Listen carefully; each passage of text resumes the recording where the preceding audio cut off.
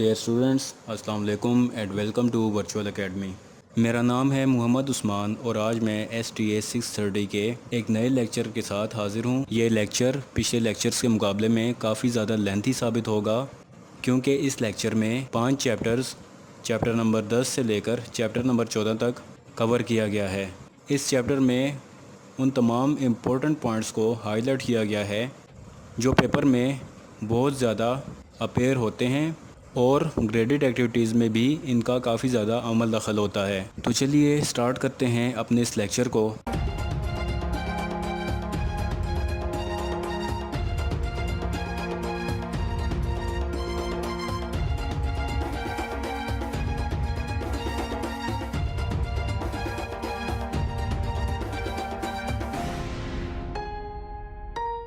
سب سے پہلے میں ذکر کروں گا چیپٹر نمبر 10 سے تھیوریٹیکل فریم ورک کا۔ ایک تھیوریٹیکل فریم ورک ایک کنسیپچول ماڈل کہلاتا ہے۔ یہ کنسیپچول ماڈل ہمیں یہ بتاتا ہے کہ کوئی ریسرچر کس طریقے سے ڈیفرنٹ ویریبلز کے درمیان ریلیشن شپ کو شو کرتے ہوئے یا ریلیشن شپ کو آئیڈینٹیفائی کرتے ہوئے اپنی ریسرچ کو مزید آگے بڑھا سکتا ہے۔ ایک تھیوریٹیکل فریم ورک ایک ایسا سٹرکچر بھی ہوتا ہے جو کہ کسی ریسرچ اسٹڈی کی تھیوری کو سپورٹ یا ہولڈ کرنے کے لیے استعمال کیا جاتا ہے۔ وہ تمام فیکٹرز جو کہ تھیوریٹیکل فریم ورک میں آئیڈینٹیفائی ہوتے ہیں، ان کی آئیڈینٹیفیکیشن پروسیسز، انٹرویوز، آبزرویشنز اور لٹریچر سروے سے کی جا سکتی ہے۔ ایک لٹریچر سروے کسی ریسرچر کی اس لحاظ سے مدد کرتا ہے کہ وہ ریسرچر اپنی ریسرچ کے حوالے سے ریلیونٹ ویریبلز کو آئیڈینٹیفائی کر سکے۔ ایک theoretical frame work different variables کے درمیان ریلیشن شپ کو ایلیبوریٹ کرتا ہے۔ یہ frame work in relation ships کو سمجھنے کے لیے تھیوری کی ایکسپلینیشن بھی کرتا ہے۔ اس کے علاوہ یہ فریم ورک ان تمام ریلیشن شپس کی ڈائریکشنز اور نیچر کو بھی ڈسکرائب کرتا ہے۔ ایک اچھے تھیوریٹیکل فریم ورک کا مرحلہ طے کرتا ہے۔ اسی طریقے سے یہ فریم ورک یوزیبل ہائپوتھیسس کی ڈیولپمنٹ کے لیے لاجیکل بیسس بھی پرووائڈ کرتا ہے۔ لٹریچر سروے اور تھیوریٹیکل فریم ورک میں کافی زیادہ ریلیشن شپ پایا جاتا ہے۔ لٹریچر سروے کسی ریسرچر کی اس لحاظ سے ہیلپ کرتا ہے کہ وہ ریسرچر اپنی ریسرچ کے حوالے سے ریلیونٹ ویریبلز کو آئیڈینٹیفائی کر سکے اور اس سے اپنی ریسرچ کو مزید آگے بڑھا سکے۔ ایک بہتر تھیوریٹیکل فریم ورک کی اسپیسیفیکیشن میں کچھ اسپیسیفیکیشنز یہ شامل ہیں کہ یہ فریم ورک مختلف ویریبلز کے درمیان ریلیشن شپس کو ایلیبوریٹ کرتا ہے، ان ریلیشن شپس کے درمیان موجود لاجک کو ایکسپلین کرتا ہے اور ان ریلیشن شپس کے درمیان موجود ڈائریکشنز اور نیچر کو ڈسکرائب بھی کرتا ہے۔ مزید ہم بات کریں گے تھیوریٹیکل فریم ورک کے کمپوننٹس کی۔ ایک اچھا تھیوریٹیکل فریم ورک اس بات کی آئیڈینٹیفیکیشن کرتا ہے اور اس بات کو لیبلائز کرتا ہے کہ ایسے ویریبلز کی آئیڈینٹیفیکیشن کرنا جو کہ ایک ریلیونٹ پرابلم کے ریلیٹڈ ہوں۔ یہ فریم ورک تمام ویریبلز کے درمیان انٹر کنیکشنز کو ڈسکرائب کرتا ہے۔ ایک بہترین تھیوریٹیکل فریم ورک کے کچھ فیچرز بھی ہوتے ہیں جن میں سب سے پہلا feature make an inventory of variable کہلاتا ہے۔ Make an inventory of variables کے مطابق ایک فریم ورک کو ڈیولپ کرنے سے پہلے یہ لازم ہوتا ہے کہ ایسے تمام فیکٹرز کو آئیڈینٹیفائی کیا جائے جو کہ پرابلم اسٹڈی کے ریلیٹڈ ہوتی ہیں۔ یہ فیکٹرز امپیریکل ریئلٹیز کہلاتے ہیں۔ ان فیکٹرز کو ایبسٹریکٹ لیول کا نام دیا جاتا ہے جنہیں مجموعی طور پر کنسیپٹ کہا جاتا ہے۔ ایک کنسیپٹ میں ڈفرینٹ ویریبلز بھی موجود ہو سکتے ہیں، یعنی عام الفاظ میں ہم یہ کہہ سکتے ہیں کہ ایک ریسرچر ریلیونٹ ویریبلز کی انوینٹری کریٹ کرتا ہے جس کو اس نے اپنی ریسرچ میں استعمال کرنا ہوتا ہے۔ تھیوریٹیکل فریم ورک کے کمپوننٹس میں دوسرا نمبر specify the direction of relationship کا آتا ہے، جس کے مطابق ریسرچ میں اس بات پہ بحث ہونی چاہیے کہ ویریبلز کے درمیان ریلیشن شپ پازیٹیو ہے یا نیگیٹو ہے۔ پریویس ریسرچ کی فائنڈنگز کی بیس پر تھیورائزڈ کی جائیں۔ تیسرے نمبر پر give a clear explanation of why we should expect the purpose relationship to exist کا ذکر آتا ہے۔ اس کا مطلب یہ ہے کہ جب ایک ریسرچر ریسرچ کر رہا ہوتا ہے تو وہ اپنی ریسرچ کی بیس پہ وضاحت دے کہ جو اس ریسرچ میں ویریبلز یوز کیے جا رہے ہیں ان کے درمیان موجود ریلیشن شپ کس ٹائپ کی ہیں اور کیوں ہونی چاہیے۔ ریسرچ کی صورت میں اس بات کو کلیئرلی ایکسپلین کیا جاتا ہے کہ ایک ریسرچر ان تمام ویریبلز کے درمیان ریلیشن شپ کی توقع کیوں کر رہا ہے۔ ایک ریسرچر اپنی ریسرچ کے حوالے سے پریویس ریسرچ فائنڈنگز کو استعمال کرتے ہوئے اپنی ریسرچ کے حوالے سے ڈیفرنٹ آرگومنٹس ڈرا کر سکتا ہے۔ ریسرچر کے لیے لازم ہوتا ہے کہ وہ اپنی ریسرچ کے حوالے سے یہ لازمی ڈسکس کرے کہ جو ویریبلز یہ اپنی ریسرچ میں استعمال کر رہا ہے وہ ویریبلز کس طریقے سے ایک دوسرے سے انٹر کنیکٹڈ ہیں اور ان کا آپس میں کیا ریلیشن شپ ہے۔ چوتھے number per make an inventory of proposition کہلاتا ہے۔ پروپوزیشن تجاویزات کو کہا جاتا ہے جو کہ تجویز کی جمع ہے، یعنی کہ جب ایک ریسرچر اپنی ریسرچ کر رہا ہوتا ہے تو اس کو مختلف تجاویز کی ضرورت پڑتی ہے تاکہ وہ اپنی ریسرچ کو احسن طریقے سے سر انجام دے سکے۔ کسی بھی دو ویریبلز کے درمیان لاجیکل ریلیشن شپ اس بات کی گواہی دیتے ہیں کہ وہ ویریبل کسی بھی پروپوزیشن کی تشکیل کے لیے انتہائی اہم ہیں۔ اگر ریسرچ کے معاملے میں اگر ڈیفرنٹ ویریبلز کے درمیان ریلیشن شپ کو پرپس کیا جائے تو اس کا رزلٹ یہ نکلتا ہے کہ ریسرچ کے معاملے میں متعدد تجاویزات تشکیل پاتی ہیں۔ پانچویں number per arrange these propositions in a sequential order آتا ہے، جس کے مطابق موجودہ تجویز ایک نئی تجویز کی تشکیل کے لحاظ سے اہم کردار ادا کرتی ہے اور نئی تجویز کی تشکیل کی وجہ بنتی ہے۔ ریسرچ میں یہ وہ پوائنٹ ہوتا ہے جو کہ ڈیفرنٹ پروپوزیشنز کو کریٹ کرنے کے لیے کافی اہم کردار ادا کرتا ہے۔ تھیوریٹیکل فریم ورک کے کمپوننٹس میں سب سے آخر پہ schematic diagram of the theoretical model be given کا ذکر آتا ہے، جس کے مطابق ایک ریسرچر کے لیے لازم ہوتا ہے کہ وہ اپنی ریسرچ کے حوالے سے ایک اسکیمیٹک ڈائیگرام لازمی طور پر اپنی ریسرچ میں پرووائڈ کرے تاکہ ریسرچ کو پڑھنے والا ریسرچ میں موجود ویریبلز کے درمیان ریلیشن شپس کو بآسانی سمجھ سکے۔ ڈیئر اسٹوڈنٹس، اب ہم اپنے نیکسٹ چیپٹر یعنی کہ chapter 11 problem definition and research proposal کی طرف بڑھتے ہیں اور اس میں موجود ڈیفرنٹ امپورٹنٹ کانسیپٹس کو سمجھنے کی کوشش کریں گے۔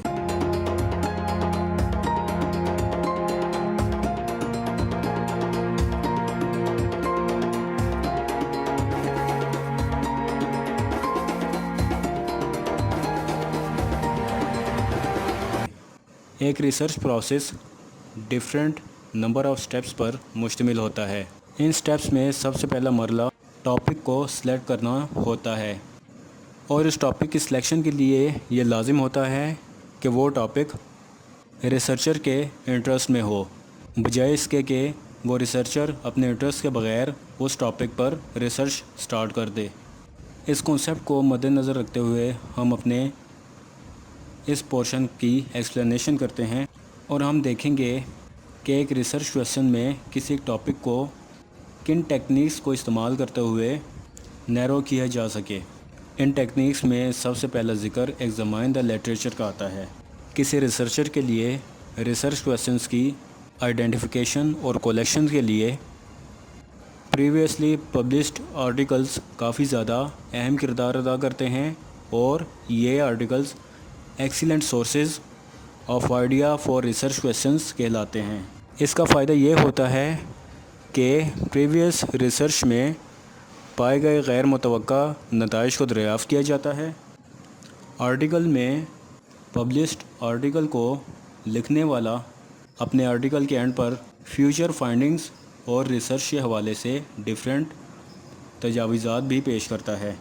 یہ لٹریچر اس لحاظ سے بھی ریسرچر کا مددگار ہوتا ہے کہ ریسرچر موجودہ ریسرچ کو اپنی ریسرچ میں شامل کرتے ہوئے نئی چیزیں دریافت کرے۔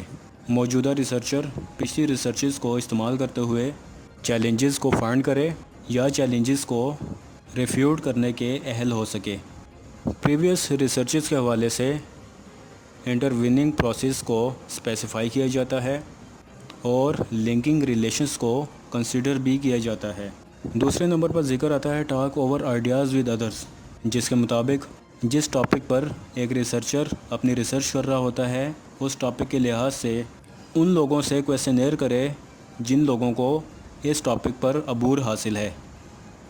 اس سٹیٹمنٹ کے مطابق ایک ریسرچر اپنی ریسرچ کے حوالے سے ان لوگوں سے کنیکشن بنائے اور ان لوگوں سے کویسچن کرے جن لوگوں کو اس ٹاپک پر کافی زیادہ کمانڈ حاصل ہے اور اس ٹاپک پر کافی زیادہ نالج حاصل ہے۔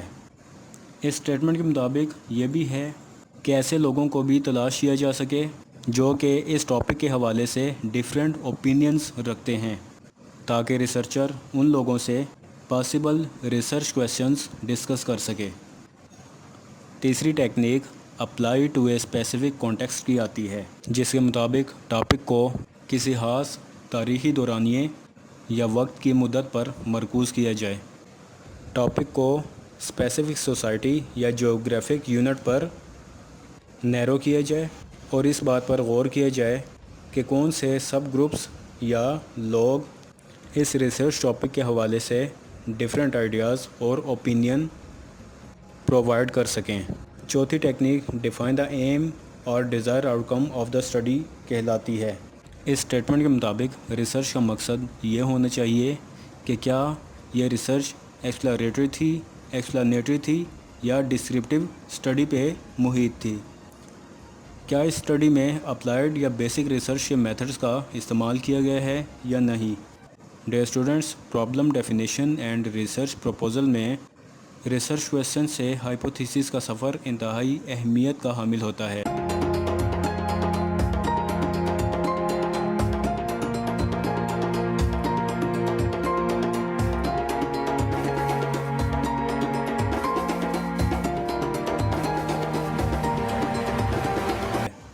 اس بات کی اہمیت یہ ہوتی ہے کہ ریلیونٹ ٹاپک کے حوالے سے پروپوزیشنز کی ڈیولپمنٹ کے لحاظ سے ایسے آرگومنٹس کو بلڈ کیا جا سکے جن کو ایکسپلانیٹری فیکٹرز کے لحاظ سے استعمال کیا جا سکے۔ اس لحاظ سے ٹینٹیٹیو آنسرز جو کہ ریسرچ کویسچنز کے حوالے سے ہوتے ہیں، یہ آنسرز مختلف ویریبلز کو آئیڈینٹیفائی کرنے کے لیے انتہائی اہم ہوتے ہیں۔ ڈیئر اسٹوڈنٹس، اب ہم پرابلم ڈیفینیشن کی طرف بڑھتے ہیں۔ ایک ریسرچر اپنی ریسرچ کے حوالے سے ڈیفرنٹ انٹرویوز اور ڈیفرنٹ لٹریچر ریویوز کی اسٹڈی جب کرتا ہے تو وہ ریسرچر اس قابل ہو جاتا ہے کہ وہ ریسرچ کے ایشوز کو ایکسپلین کرنے کے لیے اپنے ریسرچ ٹاپکس کو ٹو دی پوائنٹ لے کر آ سکے۔ ایک پرابلم ڈیفینیشن یا پرابلم اسٹیٹمنٹ ایک ایسی کلیئر اور پریسائز اسٹیٹمنٹ ہوتی ہے جو کہ ایسے کویسچنز یا ایشوز پر مشتمل ہوتی ہے جو کہ کسی ریسرچ کی فائنڈنگز میں آنسرز یا سولوشن تلاش کرنے کے لیے استعمال کی جاتی ہے۔ پرابلم ڈفرینٹ قسم کی ہو سکتی ہیں۔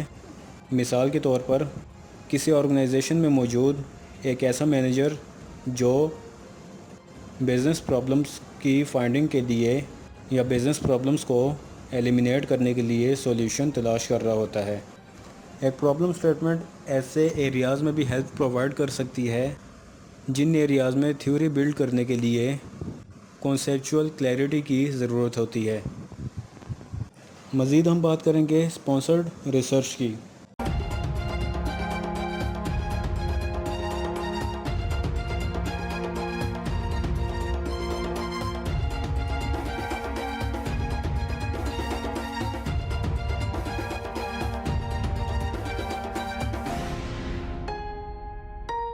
اسپانسرڈ ریسرچ ایسے وقت میں ہوتی ہے جہاں رقوم کی فراہمی اکثر مسابقتی بنیاد پر کی جاتی ہے۔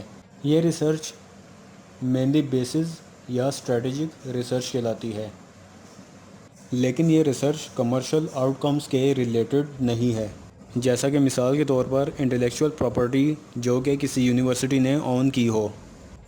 ڈیئر اسٹوڈنٹس، اب ہم ریسرچ پروپوزل کی طرف بڑھتے ہیں۔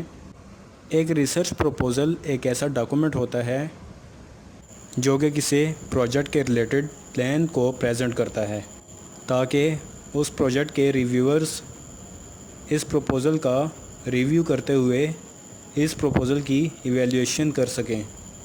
یہ ایک سپروائزڈ پروجیکٹ ہوتا ہے جو کہ کسی تعلیمی ڈگری کے حصول کے لیے انسٹرکٹر یا یونیورسٹی کو پریزنٹ کیا جاتا ہے۔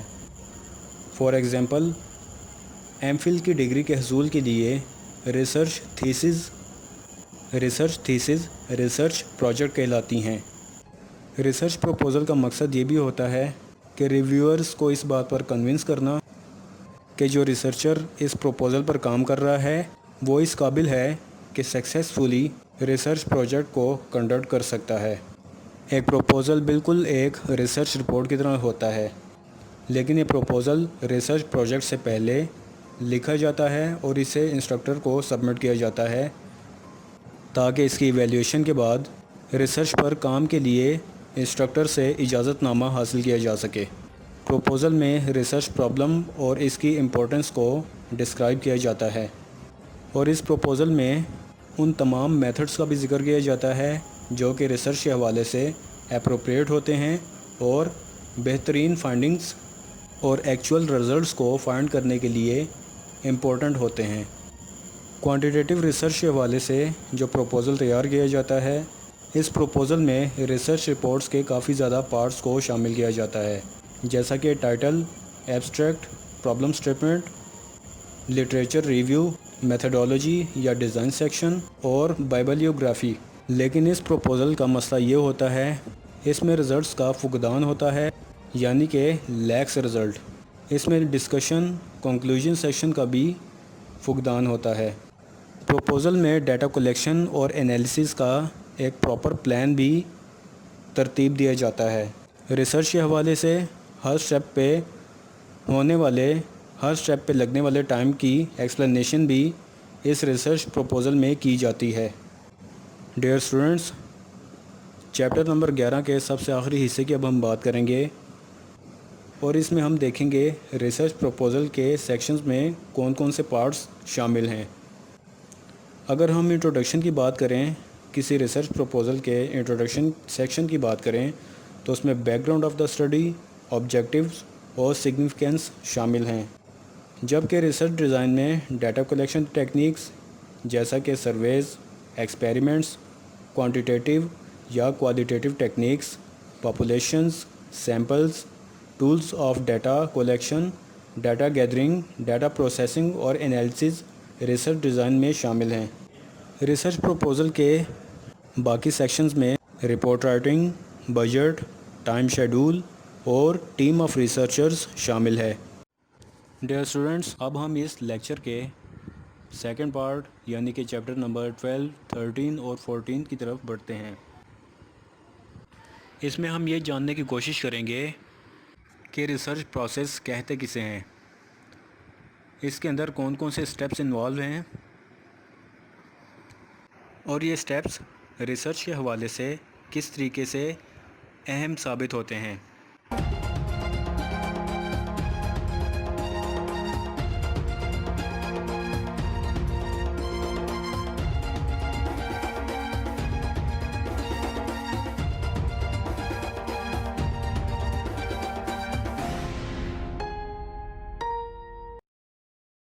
ڈیئر اسٹوڈنٹس، ریسرچ ٹاسک عام طور پر سیکوینشل پروسیس کے طور پر سمجھا جاتا ہے، جس میں سیورل ڈیفائنڈ سٹیپس شامل ہوتے ہیں۔ کوئی بھی ریسرچر یہ دعویٰ نہیں کر سکتا کہ اگلے سٹیپ میں پہنچنے سے پہلے پچھلے تمام سٹیپس کو کلیئر ہونا چاہیے، کیونکہ ایسا ہو نہیں سکتا۔ بعض اوقات ریسرچ میں ایسا ہوتا ہے کہ پچھلے سٹیپ کو کمپلیٹ کرنے کے لیے ہمیں نیکسٹ سٹیپ کا سہارا لینا پڑتا ہے، اور جن آنسرز کی ہمیں تلاش ہوتی ہے وہ آنسرز ہمیں نیکسٹ سٹیپ میں مل جاتے ہیں، بجائے اس کے کہ کرنٹ سٹیپ جس پہ ہم کام کر رہے ہوتے ہیں اس میں ہمیں یہ ملیں۔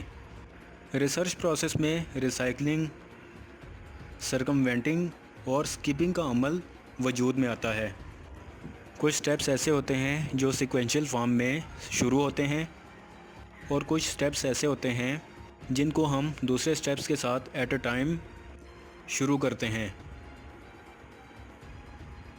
اور کچھ سٹیپس ان میں ایسے بھی ہو سکتے ہیں جن کو ہم اپنی ریسرچ میں سکپ بھی کر سکتے ہیں۔ ان مختلف حالتوں کے باوجود ڈیفرنٹ سٹیپس کا سیکوینس پروجیکٹ کو ڈیولپ کرنے کے لیے کافی یوزفل ثابت ہوتا ہے۔ ریسرچ میتھڈولوجیز میں کچھ ایسی اپروچز بھی ہیں جو کہ ڈفرینٹ سٹیپس سجیسٹ کرتی ہیں۔ ہر ریسرچ میں مختلف سٹیپس ہوتے ہیں، ان کی تعداد مختلف ہوتی ہے، ان کی تعداد 5 سے لے کر 11 تک جاتی ہے۔ ریسرچ کے دوران ویریشنز پرپزز پہ ڈیپینڈ کرتی ہیں اور یہ پرپزز کی وجہ سے معرض وجود میں آتی ہیں۔ یہ ویریشنز ریسرچرز کے ریسرچ میتھڈ کی وجہ سے بھی وجود میں آ سکتی ہیں۔ ریسرچ کے دوران ایسا بھی پاسبل ہو سکتا ہے کہ ریسرچرز ڈفرینٹ سٹیپس کو کمبائن کر لیں، کیونکہ ہو سکتا ہے یہ کمبینیشن اس ریسرچر کی ریسرچ سٹڈیز کو کمپلیٹ کرنے کے لیے انتہائی اہم ثابت ہو۔ ان کنسیپٹس کو بنیاد بنا کر ہم ریسرچ پروسیس کے سٹیپس کی طرف بڑھتے ہیں۔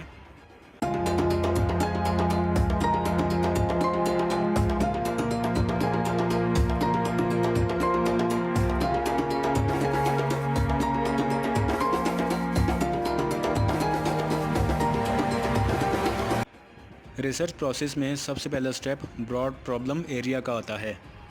جیسے ایک ریسرچر ٹاپک کو سلیکٹ کر کے اس پہ کام سٹارٹ کرتا ہے تو اسی وقت براڈ پرابلم ایریا کا سٹیپ سٹارٹ ہو جاتا ہے۔ یہ step general area of study اور ایشو کہلاتا ہے۔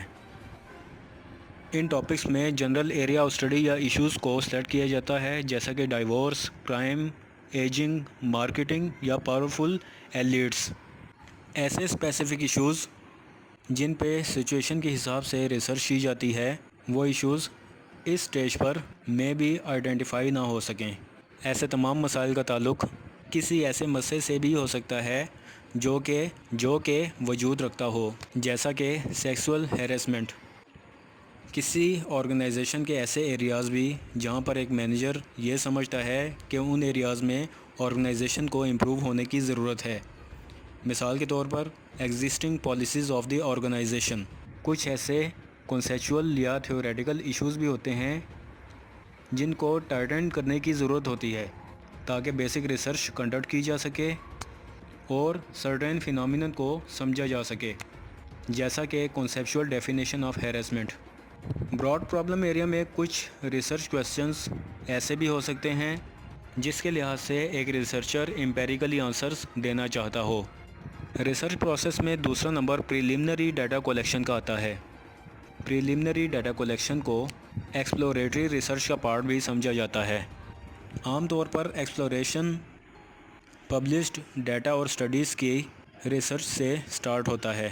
کچھ سورسز سیکنڈری ڈیٹا پرووائڈ کرنے کے لیے بہت مددگار ثابت ہوتے ہیں، جن کو بیک گراؤنڈ انفارمیشن کے طور پر بھی استعمال کیا جا سکتا ہو۔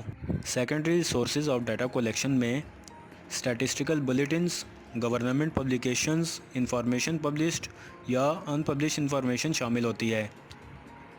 اس کے علاوہ case studies, on line data web sites اور انٹرنیٹ شامل ہیں۔ اس کے علاوہ ریسرچرز ایسے لوگوں کی تلاش بھی کرتے ہیں جنہیں موضوع پر اچھی طرح سے آگاہ کیا جاتا ہے۔ خاص طور پر ایسے لوگوں کی تلاش کی جاتی ہے جنہیں اسپیسیفائڈ پرابلم پر عبور حاصل ہوتا ہے۔ ایسے لوگ عام طور پر انفارمنٹس یا پروفیشنل ریسرچرز کہلاتے ہیں۔ تیسرے نمبر پر پرابلم ڈیفینیشن آتا ہے۔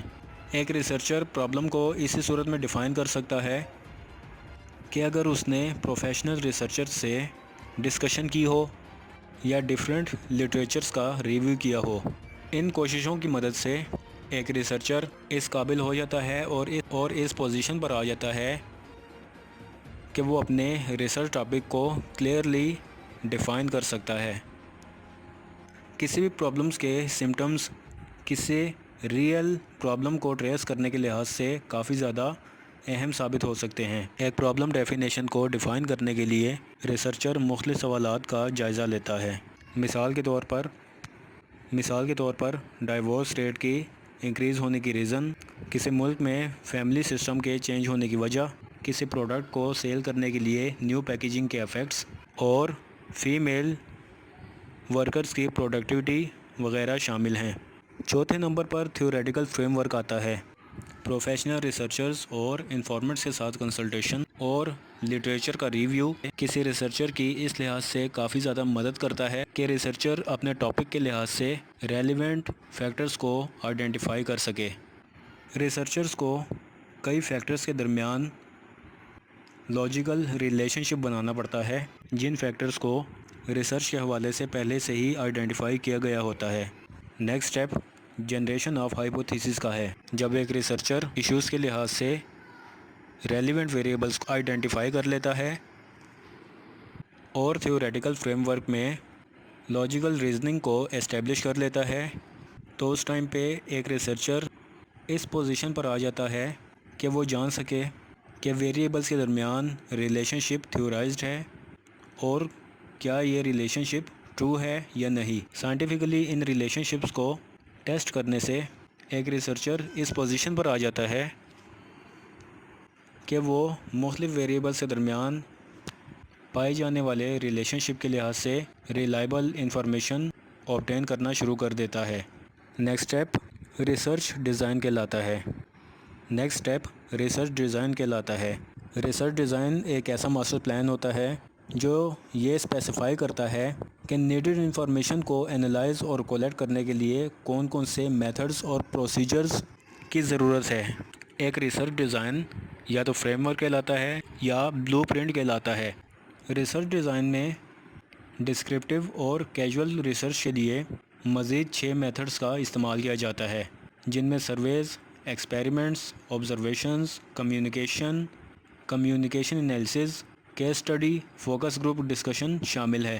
سیکنڈری ڈیٹا کا استعمال ان 6 میتھڈز کے علاوہ بھی ہو سکتا ہے۔ پرائمری ڈیٹا کو کولیکٹ کرنے کا سب سے کامن طریقہ سروے کہلاتا ہے۔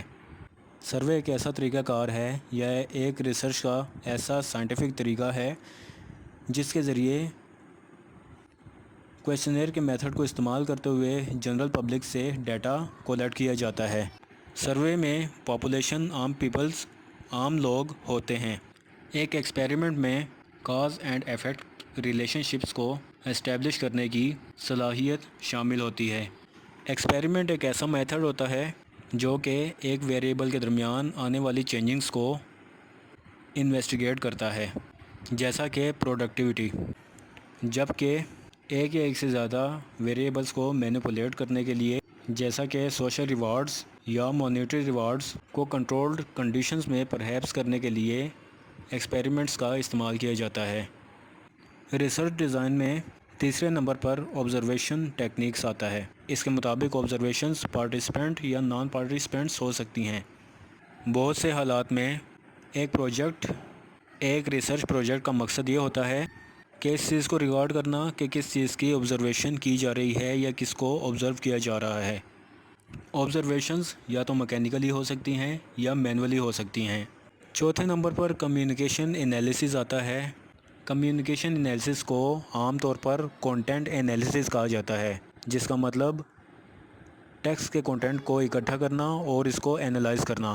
Content words, meanings, pictures, symbols, ideas, themes یا ایسے میسیجز پر مشتمل ہوتا ہے جنہیں کمیونیکیٹ کیا جا سکے۔ کسی بھی لکھی ہوئی چیز کو ٹیکسٹ کہا جا سکتا ہے، ویژول ایفیکٹ کو بھی ٹیکسٹ کہا جا سکتا ہے، اور ایسے اسپوکن ورڈز کو بھی میڈیم آف کمیونیکیشن کہا جا سکتا ہے جو کہ کمیونیکیشن انالیسز کے زمرے میں آتے ہوں۔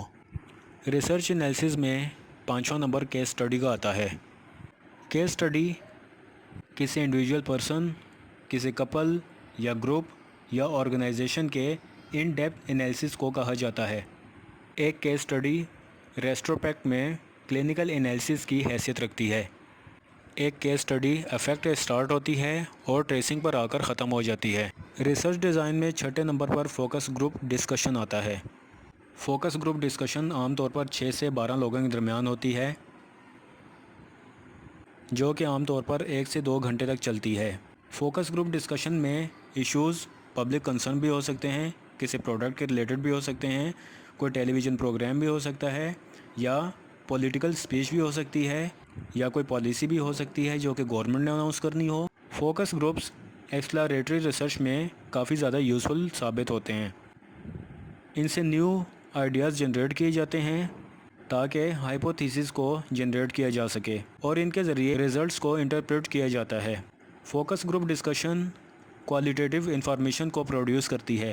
یہ ایسے کوالیٹیٹیو انفارمیشن پروڈیوس کرتی ہے جو کہ کوانٹیٹیو ڈیٹا کو ڈیفائن کر سکے۔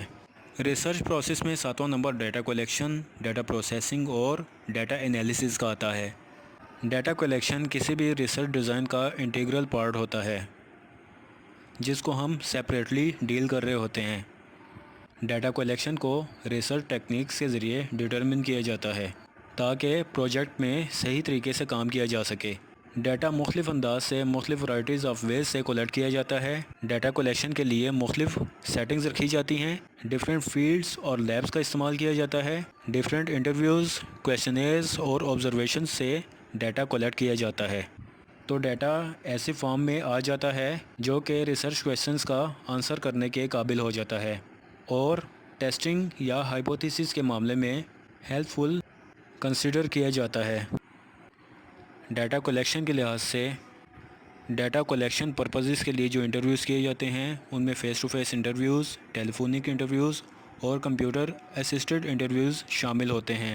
کویسچنیئرز میں پرسنلی ایڈمنسٹریٹو، ای میل کے ذریعے اور الیکٹرانکلی کویسچنیئرز کیے جاتے ہیں، جبکہ آبزرویشنز میں انڈیویجولز کے ایونٹس اور پارٹیسپینٹس یا نان پارٹیسپینٹس کو شامل کیا جاتا ہے۔ ڈیٹا پروسیسنگ عام طور پر ایڈیٹنگ اور کوڈنگ آف ڈیٹا سے شروع ہوتی ہے، جس میں ڈیٹا کلیکشن کے درمیان آنے والی غلطیوں کو چیک کیا جاتا ہے اور ان کو ایڈٹ کیا جاتا ہے۔ 8ویں نمبر پر testing the hypotheses answering the research questions آتا ہے۔ ریسرچ کویسچنز کا آنسر کرنا، ڈیٹا کا انالیسز اور انٹرپریٹیشن ایسے طریقہ کار ہوتے ہیں جو کہ فارمیولیٹڈ ہائپوتھیسز کو ٹیسٹ کرنے کے لیے استعمال کیے جاتے ہیں اور اس طریقے سے ریسرچ کویسچنز کا آنسر فائنڈ کیا جاتا ہے۔ ریسرچ پروسیس میں سب سے آخر پر رپورٹ رائٹنگ آتا ہے۔ ایک ریسرچ رپورٹ ایسی ہونی چاہیے جو کہ ریسرچ فائنڈنگز کو افیکٹولی کمیونیکیٹ کر سکے اور ڈیفائن کر سکے۔ عام طور پر ایک رپورٹ کمپلیکیٹڈ اسٹیٹمنٹ ہوتی ہے جو کہ ٹیکنیکل اسپیکٹس اور سوفسٹیکیٹڈ ریسرچ میتھڈز پر مشتمل ہوتی ہے۔ اگر ایک اسٹڈی کسی مینجمنٹ یا آرگنائزیشن کے لیے کی جاتی ہے تو اس صورت میں متوقع ہے کہ وہ مینجمنٹ یا آرگنائزیشن اس رپورٹ کی سمری پر توجہ دے تاکہ مینجمنٹ یا آرگنائزیشن میں آنے والے ایشوز کو دیکھا جا سکے۔ ایک ریسرچ رپورٹ صرف اس حد تک ٹھیک ہوتی ہے جس حد تک اس میں ریسرچ ایپلیکیشنز کا استعمال کیا جاتا ہے۔ رپورٹ کو پریزنٹ کرنے کے لیے لازم ہوتا ہے کہ اس کو ایک اسپیسیفائڈ فارمیٹ میں پریزنٹ کیا جائے تاکہ یہ رپورٹ ریفرنسز کا حصہ بن سکے اور دوسری ریسرچ میں اس کا کردار پرکھا جا سکے۔ ڈیزرٹیشنز کی صورت میں ڈیفرنٹ یونیورسٹیز یا ایجوکیشنل انسٹیٹیوٹس کا ڈیفرنٹ فارمیٹ آف فائل ہوتا ہے یا فارمیٹ آف رپورٹ رائٹنگ ہوتا ہے جس کو فالو کرنا اسٹوڈنٹس کے لیے بہت اہم ہوتا ہے۔ بالکل اسی طریقے سے ریسرچ پیپرز بھی فارمیٹڈ ہونے چاہیے اور اس انداز سے ہونے چاہیے، اس طریقے سے اسپیسیفائڈ ہونے چاہیے جس طریقے سے پروفیشنل جرنلز میں اس چیز کا ذکر کیا جاتا ہے یا جس طریقے سے پروفیشنل جرنلز ترتیب دیے جاتے ہیں۔ یہ تمام 9 کے 9 سٹیپس سوشیولوجیکل انویسٹیگیشن کہلاتے ہیں جو کہ broad area of interest identify سے سٹارٹ ہوتے ہیں، ایکسپلینیٹری کنسلٹیشن میں تبدیل ہوتے ہیں، اس کے بعد پرابلم ڈیفینیشن میں ان کو تبدیل کیا جاتا ہے، پھر ان کو ہائپوتھیسس میں تبدیل کیا جاتا ہے، ان کو ریسرچ ڈیزائن میں پھر بدلا جاتا ہے، اس کے بعد ڈیٹا کلیکٹ کیا جاتا ہے اور اس سے پروسیسنگ کی جاتی ہے۔ اگلے مرحلے میں ہائپوتھیسس کی ٹیسٹنگ کی جاتی ہے اور سب سے اینڈ پر رپورٹ کو رائٹ کیا جاتا ہے۔ ڈیئر اسٹوڈنٹس، اب ہم اس لیکچر کے دوسرے پارٹ کے اگلے حصے یعنی کہ لیسن نمبر 13 کی طرف بڑھتے ہیں۔ Lesson number 13 ethical issues in research پر مشتمل ہے۔ یہ ایسے ایتھیکل ایشوز پر مشتمل ہے جن کو ایچ سٹیج آف ریسرچ پر کوڈز آف ایتھکس کے مطابق اپلیکیبل کرنا بہت ہی زیادہ لازم ہوتا ہے۔ ایک ریسرچر کسی ریسرچ میں کون کون سی ان ایتھیکل ایکٹیویٹیز پرفارم کرتا ہے، کون کون سے ایتھیکل ایشوز کو فائنڈ کرتا ہے، کن کن ایتھیکل ڈیلیماز کا اندازہ لگاتا ہے اور ریسرچ میں کون کون سی پارٹیز شامل ہوتی ہیں اور ان پارٹیز کے جنرل رائٹس اور اوبلیگیشنز کیا کیا ہوتی ہیں اور ریسرچ کے حوالے سے ایتھکس یا بینیفٹس کیا ہوتے ہیں، یہ اس پورشن میں ہم سمجھنے کی کوشش کریں گے۔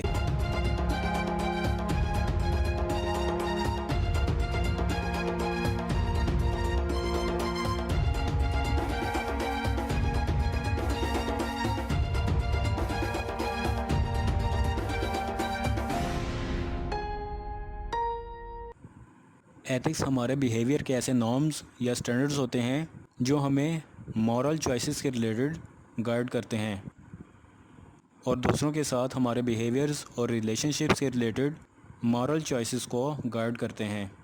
ریسرچ میں ایتھکس کا پرپس یہ ہوتا ہے کہ اس بات کی انشورٹی کی جائے کہ یہ ریسرچ کسی انڈیویجول پر افیکٹس ڈالے یا اس ریسرچ سے کسی قسم کے منفی نتائج مرتب ہوں۔ ان مقاصد کو عام طور پر حاصل کیا جا سکتا ہے، لیکن مسئلہ یہ ہوتا ہے ان ایتھیکل سٹڈیز یا ان ایتھیکل ایکٹیویٹیز کافی وسیع پیمانے پر پھیلی ہوئی ہیں اور اس میں نان ڈسکلوزر ایگریمنٹس کو وائیولیٹ کیا جاتا ہے۔ ان ایتھیکل ایکٹیویٹیز میں ریسپونڈنٹس کی کانفیڈینشیلٹیز کو بریک کرنا بھی شامل ہے، ریزلٹس کو مس ریپریزنٹ کرنا بھی شامل ہے، irregularities کو انوائسنگ کرنا بھی شامل ہے، لیگل لائبلٹیز کو اوائڈ کرنا بھی شامل ہے، اور اس کے علاوہ بھی بہت سی ایسی چیزیں شامل ہیں جن کا اندازہ ہم بآسانی نہیں لگا سکتے۔ ایتھیکل ایشوز پر اٹھنے والے سوالات کے جوابات کے لحاظ سے ریسرچرز کے پاس ریسرچرز کے مابین کسی قسم کا جنرل ایگریمنٹ نہیں، لیکن کسی انڈیویجولز کے رائٹس اور اوبلیگیشنز کی ذمہ داریوں کا اطلاق معاشرے کے اصولوں کے مطابق ہوتا ہے۔ سوسائٹل نارمز ایسے کوڈز آف بیہیویئرز ہوتے ہیں جو کہ ایک گروپ نے معاشرے میں رہ کر اڈاپٹ کیے ہوتے ہیں۔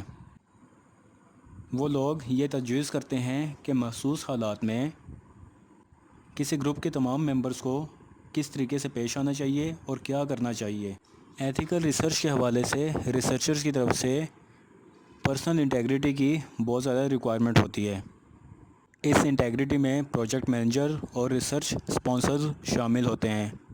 ان تمام باتوں کو مد نظر رکھتے ہوئے اب ہم اپنے مین ہدف کی طرف بڑھتے ہیں اور ہم یہ جاننے کی کوشش کریں گے کہ ایسے کون سے کوڈز آف ایتھکس ہیں جو کہ ایچ سٹیج آف ریسرچ پر لازمی اپلیکیبل ہونے چاہیے۔ ان میں سب سے پہلے گولز آتا ہے۔ گولز اس بات کی انشورٹی کرتا ہے کہ ریسرچ کی ایکٹیویٹیز میں کسی شخص کو کسی قسم کی نہ ہی تکلیف پہنچے اور نہ ہی ریسرچ کے معاملے میں کسی طرح کے منفی نتائج بھگتنا پڑیں۔ ان ایتھیکل ایکٹیویٹیز میں نان ڈسکلوزر ایگریمنٹس کی وائیولیشن، ریسپونڈنٹ کانفیڈینشیلٹی کی بریکنگ، رزلٹ کو مس ریپریزنٹ کرنا، جنرل پبلک کو ڈسیو کرنا، irregularities کی انوائسنگ کرنا اور لیگل لائبلٹیز کو اوائڈ کرنا شامل ہے، جبکہ ایتھیکل ایشوز میں ایشوز کو ایشوز ہی رہنے دیا جاتا ہے اور سارا کنسنٹریٹ اس ایشو کو سالو کرنے پر ہوتا ہے۔ اس صورتحال میں لوکل نارمز یہ سجیسٹ کرتے ہیں کہ موجودہ حالات کے حوالے سے کیا بہترین حکمت عملی اپنانی چاہیے۔ کوڈز آف ایتھکس اس لیے ڈیولپ کیے جاتے ہیں تاکہ ریسرچرز اور اسپانسرز کو گائیڈ کیا جا سکے۔ ریویو بورڈز اور پیئر گروپس ایتھیکل ڈیلیماز یعنی کہ شکوک و شبہات کو دور کرنے کے لحاظ سے اہم کردار ادا کرتے ہیں۔ تیسرے نمبر پر اینٹیسپیٹڈ ایتھیکل ڈیلیماز آتا ہے، جس کا مطلب اخلاقی الجھنوں کا اندازہ لگانا ہے۔ ایتھیکل ڈیلیماز کو اینٹیسپیٹ کرنے کے لیے ڈیلیماز کے مطابق پروسیجرز اور پروٹوکولز کو ڈیزائن کرنا لازم ہوتا ہے۔ ریسرچ ایتھکس میں پروجیکٹ مینیجر اور ریسرچ اسپانسر کی انٹیگریٹی کو محفوظ کرنا لازم ہوتا ہے۔ ریسرچ کے حوالے سے 3 پارٹیز ریسرچ میں اپنا کردار ادا کرتی ہیں، جن میں ایک ریسرچر، دوسرا اسپانسر یعنی کہ کلائنٹ، تیسرے نمبر پر رسپونڈنٹ یعنی کہ سبجیکٹ شامل ہیں۔ ان تینوں کے درمیان انٹریکشن یہ ریکوائر کرتی ہے کہ ایتھیکل کویشچنئرز کو یا ایتھیکل کویسچنز کو ڈیولپ کیا جائے۔ تینوں پارٹیز میں ہر پارٹی ایکسپیکٹ کرتی ہے کہ اس کے سرٹین رائٹس ہونے چاہیے اور سرٹین اوبلیگیشنز ہونی چاہیے۔ مزید ہم بات کریں گے general rights and obligation of parties concerned کی۔ جس کے مطابق بہت سی ریسرچ سچویشنز میں 3 قسم کی پارٹیز انوالو ہوتی ہیں: ریسرچر، اسپانسر اور رسپونڈنٹ۔ ان پارٹیز کی آپس میں انٹریکشن ہوتی ہے اور ہر پارٹی دوسری پارٹی کو ایتھیکل کویسچنیئرز کی سیریز کو آئیڈینٹیفائی کرتی ہے۔ کانشیسلی ہر پارٹی کچھ سرٹین رائٹس اور سرٹین اوبلیگیشنز ایکسپیکٹ کرتی ہے اور ان رائٹس اور اوبلیگیشن کی توقع دوسری پارٹیز سے کر رہی ہوتی ہے۔ مزید ہم بات کریں گے ایتھکس کے لحاظ سے بینیفٹس کی۔ جب بھی کسی ریسرچر کا کسی رسپونڈنٹ سے ڈائریکٹ کانٹیکٹ ہو، اس صورت میں ایک ریسرچر پر لازمی ہوتا ہے کہ وہ اسٹڈی کے بینیفٹس لازمی ڈسکس کرے۔ اس صورت میں وہ اس بات کے لحاظ سے بھی کیئرفل ہو کہ اسٹڈی کے بینیفٹس کو نہ تو اوور اسٹیٹ کرے اور نہ ہی انڈر اسٹیٹ کرے۔ ایک ریسرچ انٹرویور کے لیے لازم ہوتا ہے کہ وہ ریسرچ کے لیے جب اپنا انٹروڈکشن کروائے تو اس صورت میں یہ انٹروڈکشن اپنے نام سے سٹارٹ کرے۔ اس کے ساتھ ساتھ اس آرگنائزیشن کا بھی نام لے جس آرگنائزیشن کی طرف سے یہ ریسرچ کر رہا ہے، اور ریسرچ کے بینیفٹس کا بریف پرپس بھی ڈسکرائب کرے۔ ایسا کرنے سے رسپونڈنٹس کو جواب دینے کے لحاظ سے کافی زیادہ آسانی ہوتی ہے اور انہیں بہتر پتہ چل جاتا ہے کہ وہ کس انداز سے بات کر رہے ہیں اور ریسرچر کے سوالات کا جواب کس انداز سے کس طریقے سے دینا ہے۔ ڈیئر اسٹوڈنٹس، چیپٹر نمبر 13 یہاں پہ کلوز ہوتا ہے۔ ہم اس لیکچر کے آخری حصے یعنی کہ چیپٹر نمبر 14 کی طرف بڑھتے ہیں اور ریسرچ میں ایتھیکل ایشوز پر مزید تبادلہ خیال کریں گے، اور چیپٹر نمبر 14 میں یعنی کہ اس لیسن کے آخری حصے میں ایتھیکل ایشوز ان ریسرچ کے حوالے سے مزید جاننے کی کوشش کریں گے، اور ہم یہ جاننے کی کوشش کریں گے کہ ایک ریسرچر کو ڈیورنگ ریسرچ کن کن حالات کا سامنا کرنا پڑتا ہے اور وہ ان حالات سے کس طریقے سے نمٹنا سیکھے۔ جیسا کہ میں نے کچھ دیر پہلے ذکر کیا ہے کہ ایتھکس نارمز اور سٹینڈرڈز کو کہا جاتا ہے، ایسے نارمز اور ایسے سٹینڈرڈز جو کہ بیہیویئر کے لحاظ سے ہوتے ہیں، جو کہ ہمارے اخلاق کی رہنمائی کر رہے ہوتے ہیں۔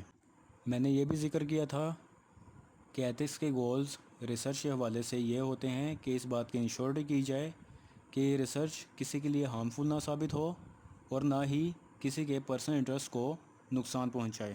ان مقاصد کو عام طور پر حاصل کیا جا سکتا ہے، لیکن ہمیں یہ بھی دیکھنا چاہیے کہ ان ایتھیکل ایکٹیویٹیز ایک وسیع پیمانے پر پھیلی ہوئی ہیں اور اس میں نان ڈسکلوزر ایگریمنٹس کی وائلیشن، رسپونڈنٹ کے کانفیڈینشیلٹی کی بریکنگ، رزلٹس کو مس ریپرزینٹ کرنا، پیپلز کو ڈسیو کرنا، irregularities کو انوائز کرنا، لیگل لائبلٹیز کو اوائڈ کرنا اور اس جیسی بہت سی چیزیں شامل ہیں۔ انہی کنسیپٹس اور باتوں کو مد نظر رکھتے ہوئے ہم ایتھیکل ایشوز کو مزید گہرائی سے جاننے کی کوشش کریں گے، اور ہم یہ دیکھیں گے کہ کون کون سے ایسے مزید ایشوز ہیں جن کا جاننا ایک ریسرچر کے لیے انتہائی اہم ہوتا ہے۔ اس میں سب سے پہلے ڈسیپشن کا ذکر آتا ہے۔ ڈسیپشن یعنی کہ دھوکہ دینا، دھوکہ دہی۔ ڈسیپشن اس ٹائم پہ وقوع پذیر ہوتی ہے جس ٹائم پہ رسپونڈنٹ کو سچ کا صرف ایک حصہ بتایا جاتا ہے یا سچ کا تھوڑا حصہ بتا کر باقی تمام سچ کو یا باقی تمام بات کو چھپا دیا جاتا ہے، اور اس بات کا پتہ ہی نہیں ہوتا کہ یہ بات بالکل ٹھیک ہے یا پھر یہ ساری کی ساری غلط انفارمیشن پر مشتمل ہے۔ کچھ ریسرچرز کا خیال ہے کہ ایسا ہونا ہی نہیں چاہیے، لیکن کچھ ریسرچرز کہتے ہیں کہ اس مقصد کے پیچھے بھی 2 ریزنز ہوتی ہیں، یعنی کہ سچ کا تھوڑا حصہ بتا کر باقی پوری بات چھپا دینے کے پیچھے بھی 2 ریزنز ہو سکتی ہیں، جن میں ایک ریزن یہ بھی ہو سکتی ہے کہ سروے سے پہلے رسپونڈنٹ کا غصہ روکنے اور اس کو حالات کے مطابق ٹھنڈا رکھنے کے لیے بھی ایسا کیا جا سکتا ہے، اور دوسری وجہ یہ بھی ہو سکتی ہے کہ کسی تیسرے فریق کی یعنی کہ اسپانسر کی کانفیڈینشیلٹی کو چھپانے کے لیے بھی ایسا کیا جا سکتا ہے۔ لیکن ایک ریسرچر کے لیے یہ بہت زیادہ لازم ہوتا ہے کہ ڈسیپشن کو اس صورت میں بالکل نہ استعمال کرے کہ اس کی وجہ سے ریسرچر اپنے جوابات کو بہتر بنانے کی کوشش کرے۔ دھوکہ دہی سے حاصل کیے جانے والے بینیفٹس کو رسپونڈنٹس کے حوالے سے آنے والے رسک کے لحاظ سے بیلنسڈ ہونا چاہیے۔ دھوکہ دہی کو کم کرنے کے لیے جب بھی ممکن ہو کسی ایکسپیریمنٹ یا انٹرویو کو ری ڈیزائن کرنا چاہیے۔ ڈسیپشن کا استعمال اس وقت تک نامناسب ہے جب تک کہ دھوکہ دہی کے ٹیکنیک کو ایک خاص مقصد کے لیے جواز نہیں بنایا جاتا۔ مثال کے طور پر سائنٹیفک یا ایجوکیشنل ایکسپیکٹیشن، اپلائیڈ ویلیوز اور افیکٹو آلٹرنیٹیوز، یہ ایسے محرکات ہوتے ہیں جو کہ ڈسیپشنز کے اوپر کامیاب نہیں ہو سکتے۔ ریسرچ انٹرویوز میں یہ بھی ریسرچر کے لیے لازم ہوتا ہے کہ وہ رسپونڈنٹ کی رضامندی حاصل کرے اور اس کے بعد رسپونڈنٹ سے کویسچنرز شروع کرے۔ دوسرے نمبر پر انفارمڈ کانسنٹ کا ذکر آتا ہے۔ انفارمڈ کانسنٹ یعنی کہ باخبر رضامندی۔ ایک ریسرچر کے لیے یہ بہت زیادہ اہم ہوتا ہے کہ وہ رسپونڈنٹ کو ریسرچ پرپزز کے حوالے سے لازمی انفارم کرے اور اس کا کنسنٹ حاصل کرنے کے بعد ہی اس سے کویسچنر سٹارٹ کرے اور اس سے ڈیٹا کلیکٹ کرنا شروع کر دے۔ رسپونڈنٹ کو یہ لازم معلوم ہونا چاہیے کہ انٹرویو کا مقصد کیا ہے اور اس کے بینیفٹس کیا ہو سکتے ہیں، کیا یہ انٹرویو ایتھیکل ہے یا ان ایتھیکل ہے۔ ریسرچر کے لیے یہ بھی لازم ہوتا ہے کہ رسپونڈنٹ کے کانفیڈینشیلز کو کانفیڈینشیلز ہی رہنے دے، بجائے اس کے کہ اس کی رضامندی کے بغیر اس کی انفارمیشن کو لیک کرنا شروع کر دے۔ کچھ ایسی بھی ایکسپیکٹیشنز ہیں جو کہ سائنڈ کانسیپٹ فارم کے ریلیٹڈ آرگومنٹس ظاہر کرتی ہیں، یعنی کہ جب بھی کسی بچے کے ساتھ کسی قسم کی ڈیلنگ کرنی ہو تو اس صورت میں اس بچے کے ساتھ اس کے پیرنٹس یا اس کے ساتھ ایسا پرسن موجود ہونا چاہیے جس کو لیگلی آتھورائز ہو کہ وہ کنسنٹ فارم پر سگنیچر کر سکے۔ اگر کوئی ایسا موقع موجود ہے کہ ڈیٹا رسپونڈنٹ کو نقصان پہنچا سکے یا ایسا موقع موجود ہے کہ ایک ریسرچر رسپونڈنٹ کو کسی قسم کی اللیگل آفر کرتا ہے تو اس صورت میں سائنڈ فارم پر ہر قسم کی ڈیٹیلز لازمی شامل ہونی چاہیے، وہ تمام ڈیٹیلز جو کہ ریسرچر اور اسپانسر کے درمیان باہمی رضامندی سے مشروط پاتی ہیں۔ اکثر دیکھا جاتا ہے کہ زیادہ تر کاروباری ریسرچ کے لیے زبانی رضامندی کافی ہوتی ہے، یعنی کہ اورل کنسنٹ کچھ سفیشینٹ قرار دیا جاتا ہے۔ ایسے حالات جب رسپونڈنٹ جان بوجھ کر یا حادثاتی طور پر دھوکہ کھاتے ہیں، ان حالات میں ریسرچ کمپلیٹ ہونے پر ان کو ڈی بریف لازم کرنا چاہیے۔ ڈی بریفنگ میں اعداد و شمار جمع کرنے کے لحاظ سے متعدد سرگرمیاں شامل ہوتی ہیں، جس میں explanation of any deception, description of hypotheses, goals اور purpose of study, post study sharing of the results اور post study follow ups, medical اور سائیکولوجیکل اٹینشنز شامل ہیں۔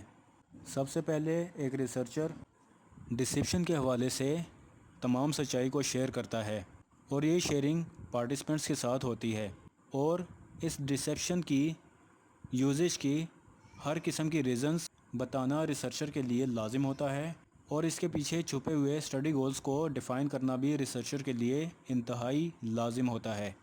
ایسے معاملات یا ایسے حالات جہاں پر شدید رد عمل سامنے آنے کی توقع ہوتی ہے یا شدید رد عمل سامنے آ سکتے ہوں، تو اس صورت میں سائیکولوجیکل یا میڈیکل اٹینشن لازمی طور پر پرووائڈ کرنی چاہیے تاکہ اس بات کو انشور کیا جا سکے کہ پارٹیسپینٹس ریسرچ کے دوران ان ہارمڈ ہی رہیں گے، یعنی کہ ریسرچ کے دوران ان کو کسی قسم کا نقصان نہیں پہنچایا جا سکے گا۔ ایتھیکل ایشوز میں ہم مزید بات کریں گے رائٹس ٹو پرائیویسی کی۔ ریسرچ میتھڈالوجیز میں تمام انڈیویجولز جو کہ ریسرچ فیز میں ریسرچر کے ساتھ موجود ہیں ان کو رازداری کا حق حاصل ہوتا ہے، یعنی کہ ان کا رائٹ ہے کہ ان کی انفارمیشن کو پرائیویٹ رکھا جا سکے، اور اس صورت میں ریسرچر کے لیے یہ بھی لازم ہے کہ ان کے رائٹس کی ریسپیکٹ کرے اور ان کے رائٹس کا تحفظ بھی فراہم کرے۔ ریسرچ کے دوران رسپونڈنٹ کو جو پرائیویسی کی گارنٹی دی جاتی ہے، یہ گارنٹی نہ صرف ریسرچ کی ویلیڈیٹی کے لیے امپورٹنٹ ہے بلکہ ریسرچ کی ویلیڈیٹی کے ساتھ ساتھ رسپونڈنٹ کو پروٹیکٹ کرنے کے لیے بھی دی جاتی ہے۔ رسپونڈنٹ رائٹ ٹو پرائیویسی کے لحاظ سے رسپونڈنٹ کی طرف سے دیے گئے جوابات جو کہ سروے کے لیے اکٹھے کیے جاتے ہیں، ان جوابات کی پرائیویسی بھی رسپونڈنٹس رائٹ ٹو پرائیویسی میں شامل ہے۔ جب ایک دفعہ کوئی ریسرچر رسپونڈنٹ کی کانفیڈینشیلٹی کے لحاظ سے گارنٹی دے دیتا ہے تو اس صورت میں کانفیڈینشیلٹی کی پروٹیکشن ایک لازمی حصہ بن جاتا ہے۔ ایک ریسرچر کانفیڈینشیلٹی کی پروٹیکشن بہت سے طریقوں سے کر سکتا ہے، جن میں کچھ طریقے یہ ہیں: نان ڈسکلوزر ڈاکومنٹس پر سگنیچر لینا یا سگنیچر کرنا، رسپونڈنٹ کی آئیڈینٹیفیکیشن تک رسائی حاصل کرنے کو ریسٹرکٹ کر دینا، رسپونڈنٹ کی انفارمیشن کو اس کی تحریری رضامندی سے ظاہر کرنا، ایسے تمام ڈیٹا انسٹرومنٹ تک ایکسیس کو ریسٹرکٹ کرنا جس کے ذریعے رسپونڈنٹ کی آئیڈینٹیفیکیشن ہو سکے، اور ڈیٹا سب سیٹس کا نان ڈسکلوزر ہونا۔ ان حالات میں کہا جاتا ہے پرائیویسی از مور دین کانفیڈینشیلٹی۔ ایک رائٹ ٹو پرائیویسی کا اصل مطلب یہ ہے کہ رسپونڈنٹ کو یہ اختیارات دینا، یہ رائٹس دینا کہ وہ انٹرویو کو ریفیوز کر سکے یا انٹرویو میں موجود سوالات کو ریفیوز کر سکے اور ان کے جوابات دینے سے انکار کر سکے۔ پوٹینشیل پارٹیسپینٹس کا یہ بھی حق ہوتا ہے نہ ہی ریسرچر کے ٹیلی فون کا جواب دے۔ ان رائٹس کو انشور کرنے کے لیے ایتھیکل ریسرچرز کچھ اصولوں پر پابند ہوتے ہیں، جن میں چند اصول یہ ہیں کہ ریسرچر رسپونڈنٹس کو یہ لازمی انفارم کرے کہ ان کا حق یہ ہے کہ اسٹڈی کے لحاظ سے کسی بھی قسم کے کویسچن کو یا تو ریفیوز کر سکے یا اس میں پارٹیسپیٹ نہ کرے، رسپونڈنٹ کے انٹرویوز کے لحاظ سے ان سے پرمیشن حاصل کرے، ٹیلی فونک انٹرویوز کے لیے شیڈولز کو بنائے، پارٹیسپینٹس کے لیے ریکوائرڈ ٹائم کو لمیٹڈ کرے اور آبزرویشنز کو پبلک بیہیویئر کی حد تک ریسٹرکٹ کرے۔ ایک ایتھیکل ریسرچر کے لیے یہ بھی لازم ہوتا ہے کہ وہ اپنے سچا ہونے کی ذمہ داری کو قبول کرے، جس کا مطلب یہ ہے کہ جب کوئی سبجیکٹ اپنی مرضی سے پارٹیسپیٹ کرنے کے لیے رضامند ہو جائے تو اس ٹائم عام طور پر یہ ایکسپیکٹ کیا جاتا ہے کہ یہ رسپونڈنٹ یعنی کہ سبجیکٹ ہر سوال کا جواب صحیح اور بہتر دے گا، جس میں سچائی اور ایمانداری شامل ہوگی۔ رسپونڈنٹ کی اوبلیگیشنز میں یہ بھی شامل ہے کہ وہ اپنے جوابات آنیسٹ کوآپریشن کی بیس پر ریسرچر کو پرووائڈ کرے۔ نیکسٹ پہ ایتھکس اینڈ دا اسپانسر آتا ہے، جس کا مطلب اخلاقیات اور کفیل ہے۔ ان الفاظ کے مطابق جب ایک ریسرچ کلائنٹ کے ساتھ ڈیلنگ کی جاتی ہے تو اس ٹائم پہ ایتھیکل کنسیڈریشنز کو ذہن میں رکھتے ہوئے ریسرچ کلائنٹ کے ساتھ معاملات کو خوش اسلوبی سے سر انجام دیا جائے۔ اس صورت میں اسپانسر کو ایتھیکلی کی جانے والی ریسرچ حاصل کرنے کا حق حاصل ہوتا ہے۔ نیکسٹ پہ کانفیڈینشیلٹی آف اسپانسر آتا ہے، جس کا مطلب یہ ہے کہ کچھ اسپانسرز ایسے بھی ہوتے ہیں جو بغیر کسی انکشاف کے ریسرچ کرنا چاہتے ہیں۔ کانفیڈینشیلٹی کی بہت سی ٹائپس شامل ہوتی ہیں، جیسا کہ sponsor naan disclosure, purpose naan disclosure اور فائنڈنگ نان ڈسکلوزرز وغیرہ۔ ہر آرگنائزیشن کو یہ حق حاصل ہوتا ہے کہ وہ کسی ریسرچ پروجیکٹ کے حوالے سے اپنی اسپانسرشپ ختم کر کے اس سے علیحدگی اختیار کر سکتی ہے۔ اس قسم کی کانفیڈینشیلٹی کو اسپانسرشپ نان ڈسکلوزر کہا جاتا ہے۔ مزید ہم ذکر کریں گے پرپز نان ڈسکلوزر کا۔ پرپز نان ڈسکلوزر میں اسٹڈی کا پرپز اور اس کی ڈیٹیلز کی پروٹیکشن شامل ہے۔ ایک ریسرچ اسپانسر ایسے آئیڈیاز کی بھی ٹیسٹنگ کر سکتا ہے جو کہ موجودہ وقت میں پیٹنٹڈ نہ ہوں اور جن کے لحاظ سے کسی قسم کا کمپٹیشن موجود نہ ہو اور نہ ہی لوگ اس قسم کے منصوبے کو جانتے ہوں۔ یہ اسپانسر امپلائیز کی کمپلینٹس کے حوالے سے انویسٹیگیشن بھی کر سکتا ہے اور یہ کردار بھی ادا کر سکتا ہے کہ آرگنائزیشنز میں موجود یونینز ایکٹیویٹیز کو کسی قسم کا ریسرچ کے حوالے سے نقصان نہ پہنچائے۔ پرپز نان ڈسکلوزر کے حوالے سے ایک ریسرچر امپلائی کمپلینٹس کے حوالے سے ایسی انویسٹیگیشنز بھی کر سکتا ہے کہ جو امپلائیز کے حوالے سے نقصان دہ ثابت نہ ہو، اور دوسری صورت میں اسپانسر عام طور پر ڈیمانڈ کرتا ہے یا فائنڈنگ نان ڈسکلوزر کو ریسیو کرتا ہے جو کہ اس کے اور اس کے ریسرچر کے مابین ہوتے ہیں یا کسی انٹرسٹڈ ان اپرووڈ پارٹیز کے درمیان اور اس کے درمیان ہوتے ہیں۔ ایتھیکل ایشوز ان ریسرچ کے حوالے سے ہم مزید آگے بڑھتے ہیں اور رائٹ ٹو کوالٹی ریسرچ کے کانسیپٹ کو سمجھنے کی کوشش کرتے ہیں۔ رائٹ ٹو کوالٹی ریسرچ ایک امپورٹنٹ ایتھیکل کنسیڈریشن ہے جس کے مطابق اسپانسرز کا رائٹ یہ ہے کہ وہ کوالٹی ریسرچ کنڈکٹ کر سکے۔ ان حقوق میں یہ شامل ہے کہ ایسا ریسرچ ڈیزائن پرووائڈ کرے جو کہ ریسرچ کویسچنز کے حوالے سے اپروپریٹ ہو۔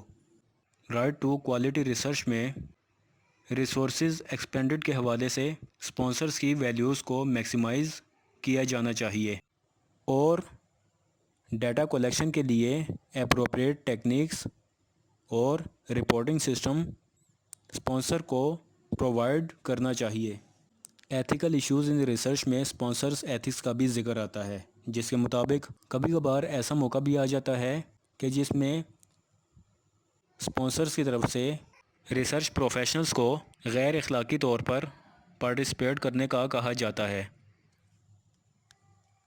اس صورت میں اگر ایک ریسرچر رضامندی ظاہر کرتا ہے تو یہ بریچ آف ایتھیکل سٹینڈرڈز کہلائے گا، جس کے مطابق کچھ ایگزامپلز یہ ہیں کہ رسپونڈنٹ کی کانفیڈینشیلٹی کو وائیولیٹ کیا جاتا ہے، ڈیزائرڈ آبجیکٹیوز کو حاصل کرنے کے لیے یا تو ڈیٹا چینج کر دیا جاتا ہے یا فالس ڈیٹا کریٹ کیا جاتا ہے، ڈیٹا کی پریزنٹیشن کو یا انٹرپریٹیشنز کو چینج کر دیا جاتا ہے، یا بائیسڈ پرسپیکٹیوز کے لحاظ سے ڈیٹا کو انٹرپریٹ کر دیا جاتا ہے، اور ڈیٹا انالیسز اور کنکلوژنز کے سیکشنز کو اومٹ کر دیا جاتا ہے۔